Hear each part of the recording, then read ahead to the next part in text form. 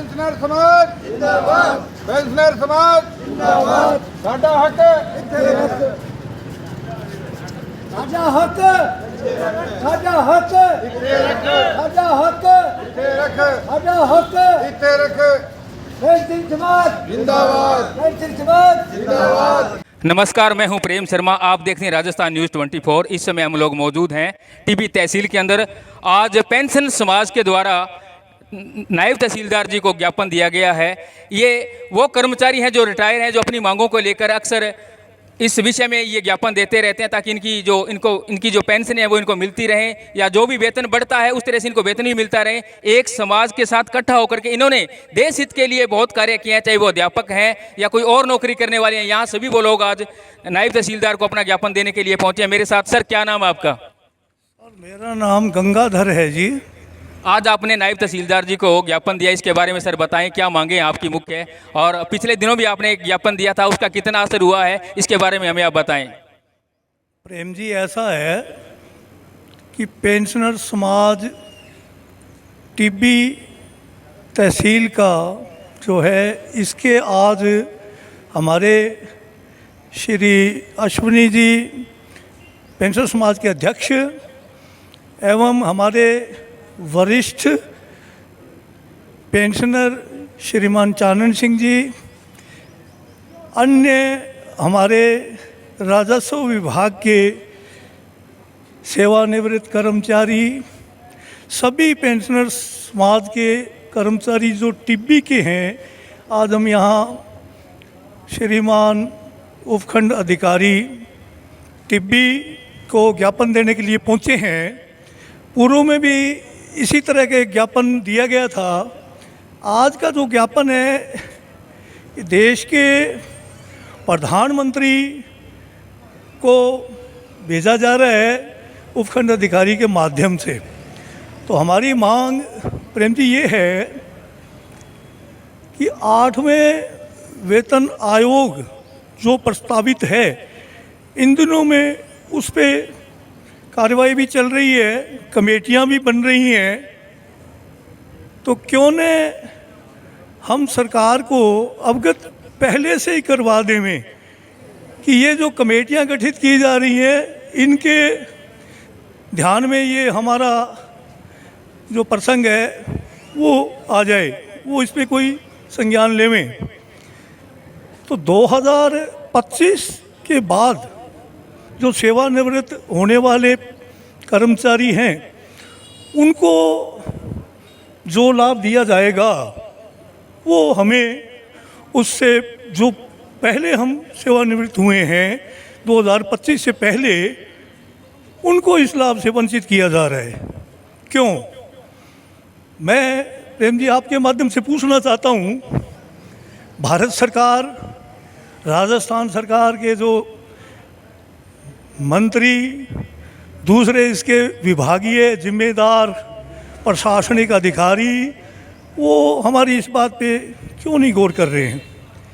क्या हमसे अब काम नहीं लिया जा रहा, तो क्या हमें हमारे इसी हाल पे छोड़ दिया जाए? सर, आपको रिटायरमेंट दे दिया गया है? नहीं, रिटायरमेंट तो पहले भी होते रहे हैं। सवाल ये है कि जो नियम पहले बना था, उसको इन्होंने किस आधार पे उसमें ये बदलाव ला रहे हैं। ये ऐसे करते करते एक समय ऐसा आएगा कि आने वाले जो पेंशनर हैं उनको तो कुछ भी नहीं देने वाले। ये अभी भी NPS और ये रोड़ा आप देख ही रहे हैं। हमारे जो अब के कर्मचारी 2004 बाद वाले हैं, वो भी रो रहे हैं और हम भी रो रहे हैं। सवाल इतना ही है कि हमारी पुरजोर मांग है कि 8वें वेतन आयोग में हमें भी इसमें सम्मिलित रखा जावे। सभी पेंशनर्स को हमारे पूरे प्रदेश स्तर पे इस तरह के ज्ञापन हम भिजवा रहे हैं भारत सरकार को, और आशा करते हैं कि हमारे जो भारत सरकार के जो हैं इसके जिम्मेदार लोग हमारी इस मांग को अवश्य पूरा करेंगे। अन्यथा हमारा यही कहना है कि आने वाले समय में हम इस पे आंदोलन के लिए तो सब तैयार हो रहे हैं। हमारे पूरे प्रदेश स्तर पे मीटिंगें चल रही हैं, और अभी जो एक मुख्यमंत्री जी का दौरा गोगामेड़ी में होना था, तो वो अभी प्रस्तावित है। शिक्षा मंत्री जी आएंगे, दूसरे लोग आएंगे, मैं वहाँ भी जाऊँगा क्योंकि मैं राष्ट्रीय शिक्षक संघ का यहाँ जिले का नेतृत्व थोड़ा दायित्व निभा चुका हूँ। तो हम लोग गोगामेड़ी में उनसे भी मिलेंगे और उनको भी हमारे पेंशनर्स की तरफ से हम ज्ञापन देंगे। सर बहुत सारे ऐसे रिटायरमेंट अधिकारी हैं आपके साथ, चाहे वो पटवारी हैं, अध्यापक हैं या और हैं, बहुत कम संख्या में आज लोग यहाँ पहुँचे हैं। उनके लिए एक ऐसा संदेश दी ताकि वो आपके साथ खड़े हो जाएं इस मुहिम के अंदर, क्योंकि ये आपके अकेलों की लड़ाई नहीं है, ये सभी की लड़ाई है।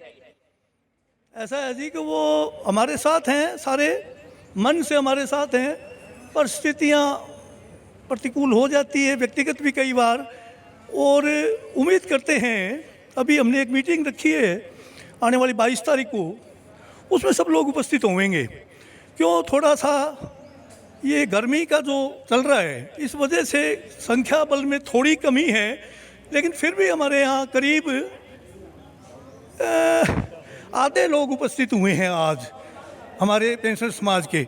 उम्मीद करते हैं पूरे के पूरे पेंशनर्स हम अगली प्रस्तावित मीटिंग में इकट्ठा होकर के ये फैसला लेंगे कि हमें आगे क्या करना है।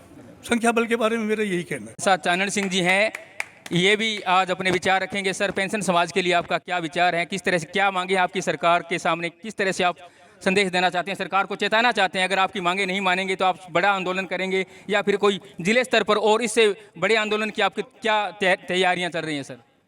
हाँ जी सर, जैसा कि पूर्व में जितने भी वेतन आयोग लागू हुए हैं उन सब में केंद्र सरकार और राज्य सरकारें फिटमेंट फैक्टर जो कार्यरत कर्मचारियों को दिया जाता है वो पूरा का पूरा लाभ सभी वेतनमानों में सभी कर्मचारियों को उसी प्रकार से दिया गया है। हमारी यही मांग है कि अब भी जो वर्तमान में कार्यरत कर्मचारी हैं उसी प्रकार से पेंशनरों को भी जो फिटमेंट फैक्टर वेतनमान का लागू होगा उसका लाभ उसमें दिया जाए। जैसा आप कह रहे हैं कि आगे के आंदोलन की रणनीति ये सिर्फ स्टेट का मसला नहीं है, ये पूरे भारतवर्ष के जितने भी सेवानिवृत्त कर्मचारी हैं उन सभी का मसला है, क्योंकि ये सेंट्रल गवर्नमेंट ही तय करती है कि कर्मचारियों को फिटमेंट फैक्टर जो वेतनमान का होगा उसका लाभ दिया जाएगा। अब जैसा कि सुनने में आ रहा है कि केंद्र सरकार की तरफ से फिटमेंट फैक्टर जो वर्तमान में कार्यरत कर्मचारी हैं, सेवा में हैं, उनकी तरह सेवानिवृत्त कर्मचारियों को नहीं दिया जाएगा, जो कि एक बहुत ही गलत निर्णय मानता हूं। यदि ऐसा गवर्नमेंट करती है, गवर्नमेंट से हम ये केंद्र सरकार से यही अपील करते हैं कि जैसा पूर्व में वेतनमानों में फिटमेंट फैक्टर का लाभ सेवानिवृत्त कर्मचारियों और वर्तमान कार्यरत कर्मचारियों को दिया जाता रहा है, उसी प्रकार से उसी को लागू रखा जाए, क्योंकि पूर्व में जितने भी वेतनमान लागू हैं उन सब में फिटमेंट फैक्टर का लाभ केंद्र सरकार और राज्य सरकारें देती आई हैं। तो हमारा यही अपील है। और आंदोलन की बात है, जैसा ही केंद्र पूरे भारत के कर्मचारी पेंशनर की आवाज़ आएगी, राज्य के कर्मचारियों की आवाज़ आएगी, उसी के साथ हम सभी मिलकर के। हमारे साथ अश्विनी शर्मा पेंशन समाज के अध्यक्ष हैं। सर, बहुत बहुत स्वागत है आपका हमारे चैनल राजस्थान न्यूज़ 24 पे। तो क्या संदेश आपका सभी के लिए? मैं अश्विनी कुमार शर्मा इन सभी का धन्यवाद करता हूँ। मेरे पेंशनर साथी जितने भी हैं आए हैं इतनी गर्मी के अंदर, धूप के अंदर, तो इन्होंने अपना टाइम निकाला है, इसलिए इनका धन्यवाद।